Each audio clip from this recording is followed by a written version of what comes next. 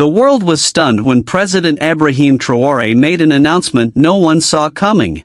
He released 10 million sparrows into the skies of Burkina Faso.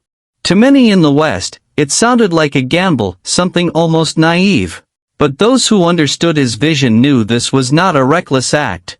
It was a bold strategy, rooted in history, ecology, and the dream of food sovereignty. For decades, Burkina Faso's farmers had battled a relentless enemy, locusts and crop-eating insects that destroyed entire harvests of millet, sorghum, and maize. Traditional solutions, chemical sprays, burning fields, or importing pesticides only sank the nation deeper into debt, while poisoning fragile ecosystems. Traoré realized something vital: as long as Burkina Faso depended on foreign solutions, it could never truly stand on its own. What the country needed was a natural, sustainable answer. And that answer came in the form of the sparrow. Small, fast-breeding, and fierce against insects, sparrows had always been silent allies of farmers. Generations ago, villagers saw them as protectors of the harvest. Traoré decided to scale that wisdom into a national defense. The release was breathtaking. Helicopters and planes flew low over fields and grasslands, scattering flocks of sparrows across the land. Farmers stood in awe, watching the sky fill with wings that shimmered in the sunlight. For many, it felt like the nation was reclaiming its skies and its future. Critics mocked the idea. Western experts predicted disaster. Opposition leaders dismissed it as childish. But Traoré was patient. He framed it as more than pest control, it was a declaration of independence. Burkina Faso would no longer rely on toxic imports. It would trust its own natural balance. And balance did return. Within months, insect infestations dropped. Locust swarms were broken apart mid-flight by flocks of sparrows. Caterpillars that once devoured sorghum fields all but vanished. For the first time in years, farmers looked out over green, thriving crops. Villagers even gave the birds a name, Traoré, the silent shield protecting the nation's breadbasket. But Traoré's genius was not only in saving harvests. He had done something greater. He proved that true sovereignty begins with trusting your own land, your own wisdom, and your own people. When President Ibrahim Traoré released 10 million sparrows into the skies of Burkina Faso, the world thought it was only about fighting locusts. But what unfolded was much bigger. It became a revolution in food, economy, and even national pride. Traoré understood something few others did. Sparrows were not just pest hunters. They were also a source of food security. In Burkina Faso, sparrows had long been eaten during times of scarcity, roasted or stewed as a traditional delicacy. By multiplying their numbers, he gave the poorest citizens a new source of affordable protein. A bird once dismissed as insignificant had suddenly become both a guardian of the harvest and nourishment for the people. And it didn't stop there. By choosing sparrows, a humble, common bird tied deeply to village life, Traoré sent a powerful message. Progress didn't have to come from imported chemicals or Western loans. Real progress could be born from African ingenuity, from traditions that had stood the test of time, and from the courage to scale them up with modern vision. Instead of pouring millions into pesticides, he invested in birds that cost little but gave back endlessly. Farmers soon began forming sparrow cooperatives. They monitored populations, protected nesting sites, and taught communities the importance of balance. New village economies began to rise. Children helped gather eggs for breeding programs. Women sold sparrow meat in markets, creating their first streams of independent income. Men expanded aviaries that could supply regions in need. What began as a government directive was now a grassroots movement spreading across the country. At first, critics laughed. But then the results spoke louder than words. Delegations from Mali, Niger, and Chad arrived to study the project. Scientists who had once mocked it admitted insect populations had dropped dramatically without chemicals. Journalists who had called Traoré reckless were now writing about his green genius. But the real power of this project went beyond sparrows. It was about freedom. For too long, Africans were told solutions must come from abroad, fertilizers from Europe, pesticides from the West, or aid from international donors. Traoré shattered that narrative. With sparrows, he showed that Africa could solve hunger and ecological collapse with its own wisdom. Sovereignty, he proved, wasn't just about armies or politics. It was about the ability to feed your people. The gamble had paid off. In a televised address, Traoré said, "We are not just releasing birds. We are releasing ourselves from dependency. The sparrow is small, but together, millions of them have changed the course of our harvests." This became a national legend. Schools told the story. Songs were written. Proverbs were born. And for the people of Burkina Faso, the sparrow became a symbol of dignity, resilience, and destiny. The economic ripple effects were just as transformative. At first, farmers simply celebrated fuller harvests. Sorghum and millet no longer stripped bare by insects. That alone saved millions in lost crops and reduced the need for costly food imports. But soon, new opportunities emerged.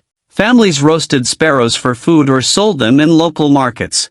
What was once survival food became a steady trade, putting fresh income into homes that had lived on the edge of poverty. Sparrow cooperatives scaled quickly. They managed breeding programs, organized hunting practices to prevent overuse, and distributed meat, eggs, and even feathers. Women became central leaders, running market stalls and processing meat for urban buyers. For many, sparrows provided their first true independence, money for education, healthcare, and community growth. And then came the global stage.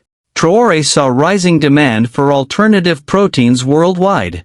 Within 3 years, Burkina Faso was exporting sparrow meat to neighboring countries.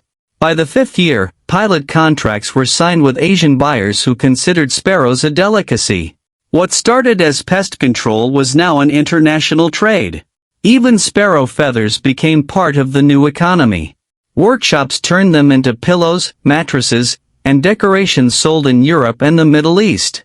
What was once waste became industry. Youth cooperatives built pride around these businesses, proving that nothing was too small to spark transformation. The sparrow economy grew into a machine of opportunity. From aviary construction to food packaging, from transport to export logistics, thousands of jobs were created. What began as a bold idea became a movement that reshaped not only agriculture but the very identity of Burkina Faso. This was never just about birds.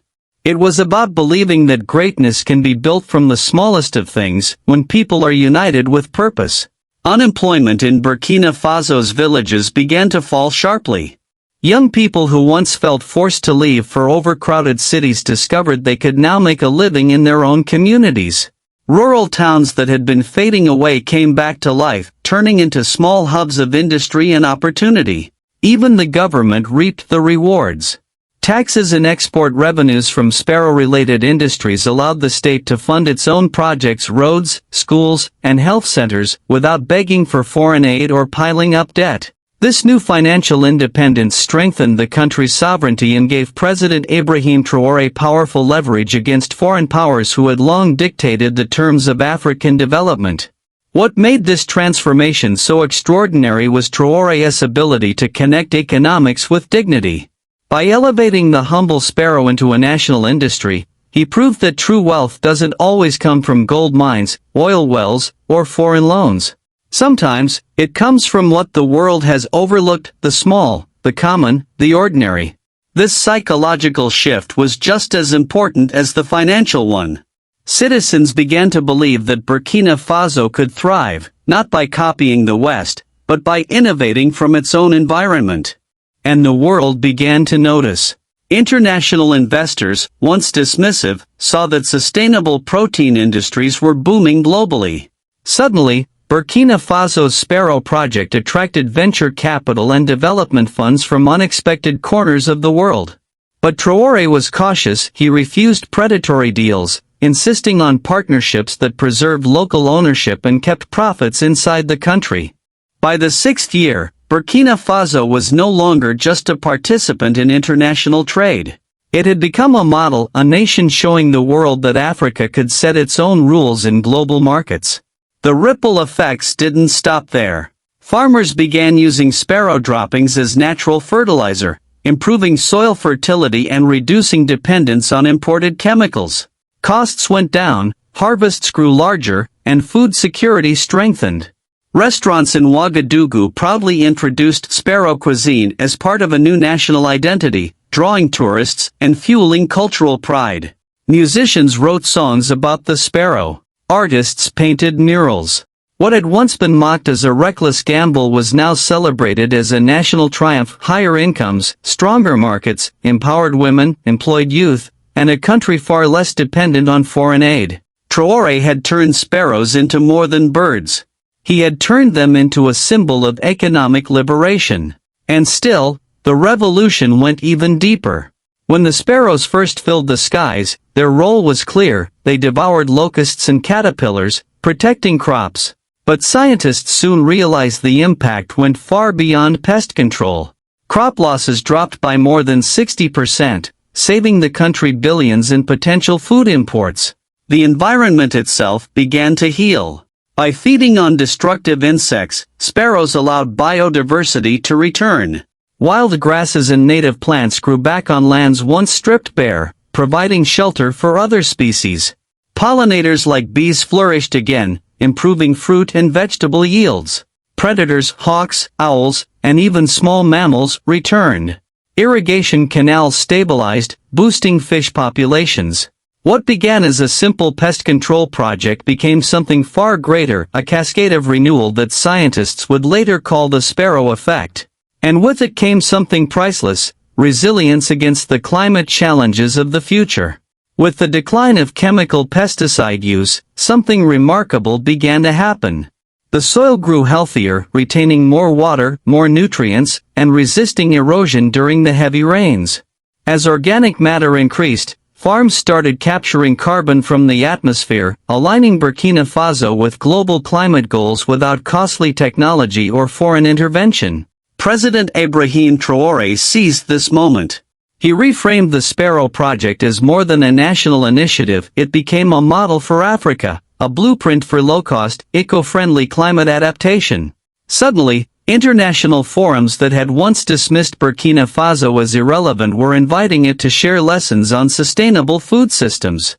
But Traoré knew ecology and politics could never be separated. History had taught him that every ecological experiment in Africa carried political weight, often twisted by foreign interests.